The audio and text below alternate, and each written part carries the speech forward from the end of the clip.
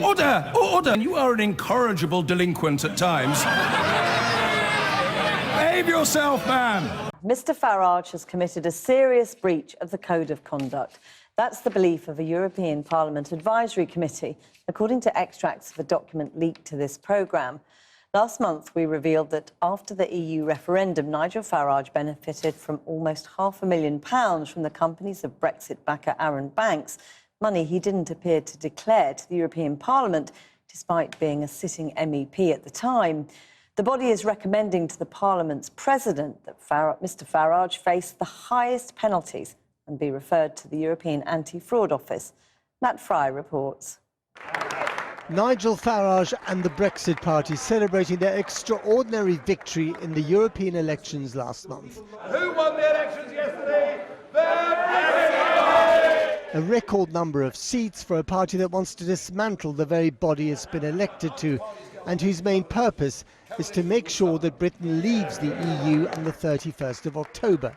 But before Mr Farage can take up his seat at the European Parliament, perhaps only for a couple of months, he'll have to deal with a potentially serious disciplinary matter after being accused of failing to declare financial support of almost £500,000.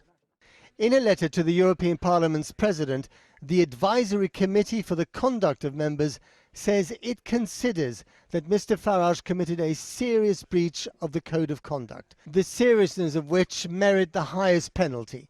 It also recommends the President refer the matter to the European Anti-Fraud Office for investigation and liaise and cooperate with the UK's National Crime Agency, the Electoral Commission and Metropolitan Police to establish the full facts. The committee has made these recommendations after our investigation conducted while Mr Farage was on the hustings. Remember the rental house in Chelsea? £13,000 a month. The bodyguards? £5,000 a month. And the multiple flights to the US. What a job he's done. We discovered that in the year after the 2016 referendum, when Nigel Farage was an MEP and subject to parliamentary rules, he received around £450,000 from Arron Banks' companies to fund him, his lifestyle and his political operations. I confronted Farage about this money at the end of May. You said in 2017 that you were skint, that there was no money in politics, but there clearly was quite a lot of money in it for you, wasn't there? Yes or no? Why do you want to talk about these things? I mean, none of this is illegal, but this is important. You're running for public office. It's a matter of transparency. It certainly is. We've got a democratic election next Thursday, which is all about democracy, and you won't even talk about it. You rail against the elite, the metropolitan elite in London. I rail against people like you. You're exactly. Quite right. And yet you're living the lifestyle of the elite, or you were, well, financed by very rich friends. Terrible, isn't it? No comment on this? None at all. Nigel, who's paying for all this now? Is Arron Banks still paying for some of it? Who's paying for all this now, Nigel?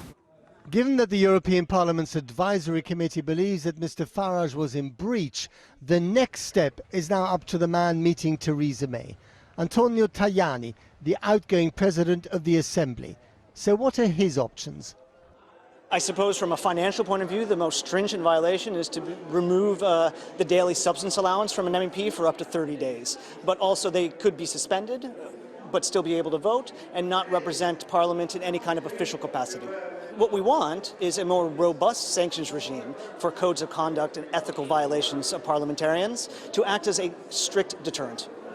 So the sanctions and the deterrence against those MEPs who are in breach of conduct are very limited. But it also appears that the Advisory Committee of the European Parliament feels that for a politician like Nigel Farage, whose whole career has been about a call for greater openness and transparency and accountability and an end to cosy corruption, he is hardly leading by example. Matt Fry, Channel 4 News. Well, in response to this development, a spokesperson for Nigel Farage has told us that we find it amazing that you should be in possession of this letter before Mr Farage's office in Brussels has received any such information.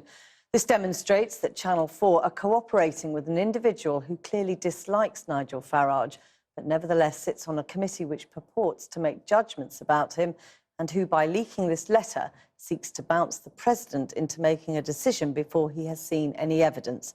This is unacceptable and a breach of protocol surrounding the operation of this committee.